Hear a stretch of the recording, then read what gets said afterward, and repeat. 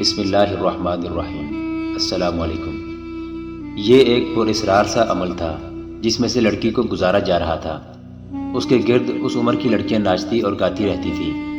لڑکی کو خاص قسم کی غذا دی جاتی تھی اور اسے کوئی ایسی چیز کھلائی جاتی تھی جس کے اثر سے اس کا ذہن اپنے قبضے میں نہیں رہتا تھا۔ 3-4 دنوں بعد اس نے وہی کہنا شروع کر دیا جو اس کے ذہن میں ڈالا جاتا رہا تھا۔ وہ مکمل طور پر ہپنوٹائز ہو چکی تھی۔ ایک روز راجہ جے پال کو پنڈت ٹیلوں والے مندر میں لے گئے۔ اسے پنڈتوں اور سادھوؤں کے جلوس میں مندر کے اندر کئی ہاتھوں والی دیوی کے بت کے آگے لے جا کر 2 زانوں بٹھا دیا گیا۔ مندر کی کماریوں نے اس پر پھول نچھاور کیے، پنڈتوں نے بھجن گائے۔ لڑکی کو ایسے لباس میں راجہ کے سامنے لایا گیا جس میں وہ پری لگتی تھی۔ لڑکی نے بازو پھیلا کر کہا، مجھے اندرا دیوی کے چرنوں میں قربان کر دو، مہاراج جے پال کے ماتھے پر میرے خون کا تلک لگا دو۔ لڑکی نے اس عمل کے زیر اثر جو اس پر کیا جاتا رہا تھا سر جھکا دیا۔ ایک پنڈت نے راجہ جے پال کی نیام سے تلوار نکالی، اسے راجہ کے سر پر پھیرا اور ایک ہی وار سے لڑکی کا سر اس کے تن سے جدا کر دیا۔ مندر کے گھڑیال اور گھنٹیاں بجنے لگی۔ تمام پنڈت، سادھو اور لڑکیاں ہاتھ جوڑ کر دیوی کے بت کے آگے جھک گئیں۔ بڑے پنڈت نے لڑکی کے خون میں انگلی ڈبو کر راجہ جے پال کے ماتھے پر خون کا تلک لگا دیا۔ راجہ جب ان پراسرار اور ڈراؤنے ٹیلوں سے باہر آیا تو اس کی گردن تنی ہوئی تھی اور چہرے پر ایسی رونق جیسے اس نے غزنی کی سلطنت فتح کر لی ہو اور محمود غزنوی نے اس کے آگے ہتھیار ڈال دیے ہوں۔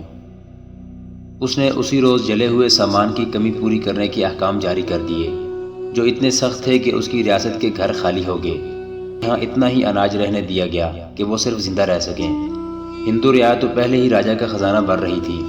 مندروں میں پنڈتوں نے لوگوں کے دلوں میں اسلام کے خلاف ایسی نفرت بھر دی تھی کہ اسے مذہب کا فریضہ اور جنون بنا دیا گیا۔ ہندو عورتوں نے زیورات تک راجہ کو دے دیے۔ راجہ خود ہندو ریاستوں کے مہاراجوں سے ملنے اور فوجی مدد لینے کو نکل کھڑا ہوا۔ اس نے جیسے قسم کھائی تھی کہ اب کہ وہ شکست کھا کر نہیں آئے گا اور غزنی کو ہر قیمت پر اپنی راجدھانی بنائے گا۔ عمران کا قافلہ جس میں نظام اوریزی، قاسم بلخی، جگ موہن، رشی اور فاطمہ شامل تھے، راوی پار کر کے رات بھر چلتا رہا اور وہ لاہور سے بہت دور نکل گئے۔ عمران جاسوس تھا، راستوں سے واقف تھا، اپنے قافلے کو عام راستے سے دور ہٹ کر لے جا رہا تھا۔ ایک گھنے جنگل میں صبح طلوع ہوئی، رشی گھوڑے پر ہی سو گئی تھی۔ عمران نے سب کو وہیں آرام کے لیے روک لیا۔ سب رات بھر کے جاگے ہوئے تھے، گھوڑوں کو بھی آرام، چارے اور پانی کی ضرورت تھی۔ ان کا سفر بہت لمبا تھا اور یہ مسافت چوری چھپے طے کرنی تھی۔ رشی کو گھوڑے سے اتارا گیا تو بھی اس کی آنکھ نہ کھلی، اسے لٹا دیا گیا۔ سب لیٹ گئے اور فوراً ہی گہری نیند سو گئے۔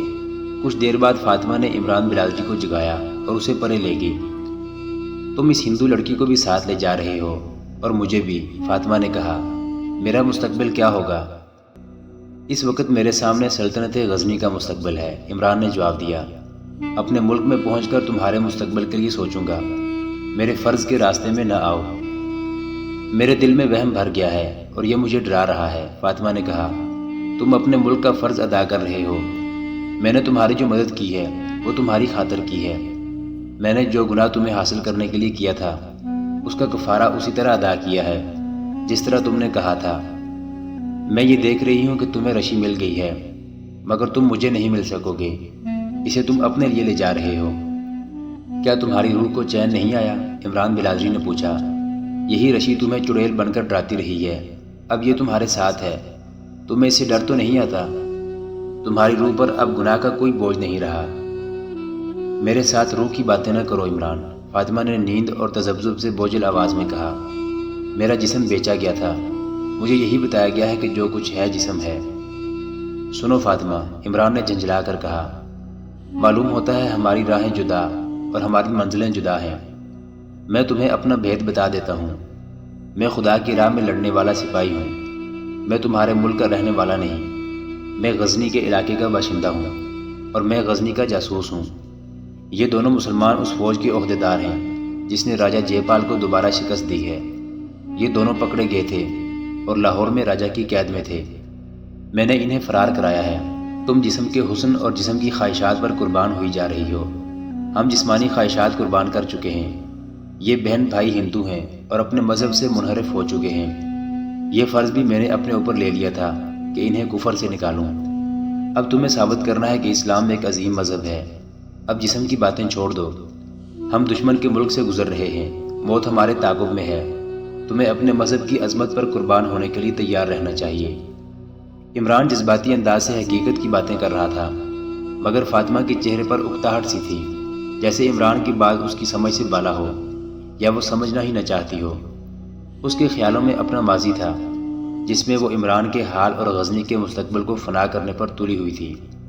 اس نے کوئی بات کی تو دیکھا کہ عمران اس کی طرف متوجہ نہیں، اس کی نظریں اپنے سامنے کہیں اور جمی ہوئی تھیں۔ عمران کے منہ سے سرگوشی نکلی، رشی، اور وہ اٹھ کر چل پڑا۔ فاطمہ نے دیکھا رشی آہستہ آہستہ اس طرح چلی آ رہی تھی جیسے خواب میں چل رہی ہو۔ عمران آہستہ آہستہ چلتا اس کی طرف گیا۔ رشی نے قریب آ کر باہیں عمران کے گلے میں ڈال دیں، پھر چہرہ اس کے سینے سے لگا کر بچے کی طرح گال اس کے سینے سے رگڑنے لگی۔ عمران نے اس کا سر اٹھایا۔ فاطمہ قریب بیٹھی دیکھ رہی تھی اور اس کا خون کھول رہا تھا۔ میں کہاں تھی؟ رشی نے حیرت زدہ سرگوشی کی۔ تم کہاں تھے؟ ہم کہاں ہیں؟ میرا بھائی اور 2 آدمی وہاں پڑے ہیں، وہ زندہ ہیں؟ اس نے فاطمہ کو دیکھا تو عمران سے الگ ہو کر بولی، یہ کون ہے؟ تمہاری بہن تو نہیں ہو سکتی، اسے کہاں سے لائے ہو؟ ہوش ٹھکانے کر لو رشی، سب کچھ بتاؤں گا، عمران نے کہا اور اسے بٹھا لیا۔ ہم تمہیں پنڈتوں سے چھین لائے ہیں۔ یاد آ گیا ہے، رشی نے کہا، مجھے پنڈت دیوی پر قربان کرنے کے لیے لینے آئے تھے، پھر معلوم نہیں کیا ہوا تھا۔ وہ کہاں ہیں؟ میں شاید خواب دیکھ رہی ہوں۔ اس لڑکی کا نام فاطمہ ہے، عمران نے کہا۔ یہ ہماری مدد نہ کرتی تو ہم وہاں تک کبھی بھی نہ پہنچ سکتے جہاں تمہیں دنیا کی نظروں سے اوجھل کر دیا گیا تھا۔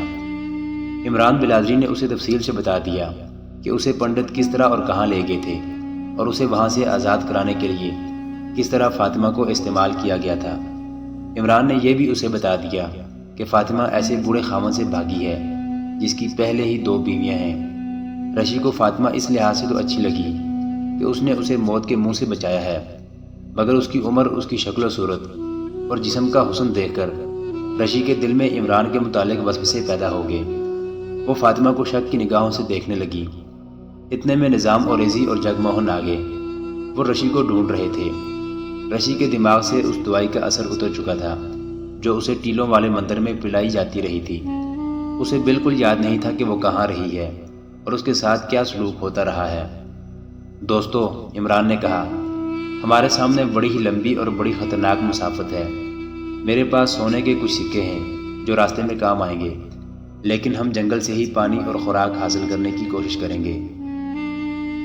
تم نے مجھے بتایا کہ رشی مل گئی تو ہم واپس نہیں آئیں گے، جگموہن نے کہا، اس لیے میں گھر سے بہت کچھ چرا لایا ہوں۔ اس نے کپڑوں کے نیچے کمر بند کے ساتھ بندھی ہوئی ایک تھیلی کھولی۔ اس میں نقدی کے علاوہ رشی کے زیورات تھے۔ فاطمہ کو بھی عمران نے کہا تھا کہ وہ اسے اپنے ساتھ لے جائے گا، اس لیے وہ بھی نقدی اور زیورات اپنے ساتھ لے آئی تھی۔ نظام اوریزی نے مسلمانوں کے دستور کے مطابق عمران کو امیر کارواں قرار دے دیا اور کہا کہ یہ تمام تر زادے راہ عمران کے حوالے کر دیا جائے اور اب منزل تک اس کا حکم چلے گا۔ سب نے فیصلہ منظور کر کے نقدی اور زیورات عمران کے حوالے کر دیے۔ یہ اچھا خاصا خزانہ تھا، اس میں چاندی کے سکے بھی تھے۔ وزن اتنا تھا جو کمر بند کے ساتھ زیادہ باندھ کر نہیں اٹھایا جا سکتا تھا۔ یہ چمڑے کی ایک تھیلی میں ڈال دیا گیا اور تھیلی عمران نے اپنی تحویل میں لے لی۔ اس نے سب کو خبردار کر دیا کہ راستے میں ڈاکوؤں کا خطرہ ہے۔ اس تھیلی کے علاوہ ڈاکوؤں کے لیے دوسری کشش 2 لڑکیوں کی تھی جو عمر اور حسن کے لحاظ سے ہر کسی کی نظروں کو گرفتار کر لیتی تھی۔ ڈاکوؤں، راہزنوں اور راجا کے مخبروں سے بچنے کا طریقہ یہ تھا کہ رات کو سفر کیا جائے، کیونکہ غزنی جلدی پہنچنا تھا، اس لیے کم سے کم آرام اور قیام کرنا تھا۔ سورج غروب ہو گیا تو وہ چل پڑے۔ فاطمہ عمران کے پیچھے سوار ہوئی اور رشی جگموہن کے پیچھے۔ چلتے چلتے قاسم بلخی نے اپنا گھوڑا پیچھے کر لیا۔ اس کی مجبوری یہ تھی کہ وہ اپنی زبان کے سوا اور کوئی زبان نہیں سمجھتا تھا۔ نظام اوریزی کی بھی یہی شکل تھی، صرف عمران تھا جو ان کی زبان سمجھتا تھا اور بولتا تھا، اور وہ ہندوستان کی زبان بھی اپنی مادری زبان کی طرح روانی سے بول سکتا تھا۔ بلخی کو پیچھے ہٹتا دیکھ کر نظام اوریزی نے بھی گپ شپ لگانے کے لیے اپنا گھوڑا پیچھے کر کے قاسم بلخی کے ساتھ کر لیا۔ بلخی نے گھوڑا اور آہستہ کر کے عمران وغیرہ سے زیادہ فاصلے پر کر لیا۔ کیا تم اس عمران پر اعتماد کر سکتے ہو جو 2 جوان لڑکیاں اپنے ساتھ لے جا رہا ہے؟ قاسم بلخی نے اوریزی سے پوچھا۔ تم نے اتنا زیادہ خزانہ بھی اس کے حوالے کر دیا ہے۔ یہی 2 چیزیں انسان کا ایمان برباد کیا کرتی ہیں، سونا اور حسین عورت۔ اگر عمران قابل اعتماد نہ ہوتا تو ہمیں فرار کرانے کی بجائے اس ہندو لڑکی کو پنڈتوں کے قبضے میں جانے سے پہلے ہی اپنے ساتھ لے کر لاہور سے غائب ہو گیا ہوتا۔ نظام اوریزی نے کہا، فاطمہ کو اس نے غیر معمولی دانشمندی سے استعمال کیا ہے۔ چونکہ یہ لڑکی اپنے خاوند سے بھاگنا چاہتی تھی، اس لیے عمران نے سلطنت کے فائدے کے پیش نظر فاطمہ کو خاوند سے نجات دلائی۔ ان دونوں لڑکیوں کا غزنی کی سلطنت کے نفع و نقصان کے ساتھ کیا تعلق ہے؟ قاسم بلخی نے کہا، یہ اس شخص کی عیاشی کا ذاتی انتظام ہے۔ اس کے اخراجات یہ سلطنت کے خزانے سے پورے کر رہا ہے۔ مجھے اس پر اعتماد نہیں۔ تم نے یہ بھی نہیں سوچا کہ فاطمہ خاوند والی عورت ہے۔ جب تک طلاق نہ لے اس کی شادی کسی اور کے ساتھ نہیں ہو سکتی۔ تم دیکھ لینا، عمران اسے اپنی داشتہ بنا لے گا اور اس ہندو لڑکی کو مسلمان کر کے اس کے ساتھ شادی کر لے گا۔ مجھے تمہاری باتوں سے بد اعتمادی کی نہیں، حسد کی بو آ رہی ہے، نظام اوریزی نے کہا۔ تم اپنا دھیان ان لڑکیوں سے ہٹا لو۔ تمہیں شاید احساس نہیں کہ قید سے ہماری رہائی ہماری کتنی بڑی خوش نصیبی ہے۔ ہمیں اس کافر راجے کے قید خانے میں تڑپ تڑپ کر مرنا تھا۔ مجاہد میدان جنگ میں مرنے کے لیے پیدا ہوتے ہیں۔ ہمیں غزنی پہنچ کر اپنی فوج میں شامل ہونا اور ہندوستان کے کفار کے خلاف لڑنا ہے۔ عمران کسی کو داشتہ رکھتا ہے، کسی کے ساتھ شادی کرتا ہے، ہمارا اس کے ساتھ کوئی تعلق نہیں ہونا چاہیے۔ محترم ناظرین، سلطان محمود غزنوی کی زندگی کے واقعات پر مشتمل سیریز دیکھنے کے لیے چینل کو سبسکرائب ضرور کر لیں۔ گزشتہ اقساط دیکھنے کے لیے چینل پر پلے لسٹ کا وزٹ کریں۔ ویڈیو کو لائک اور شیئر ضرور کیجیے۔ کمنٹ باکس میں اسلام زندہ باد ضرور ٹائپ کریں۔ اللہ آپ کا حامی و ناصر ہو۔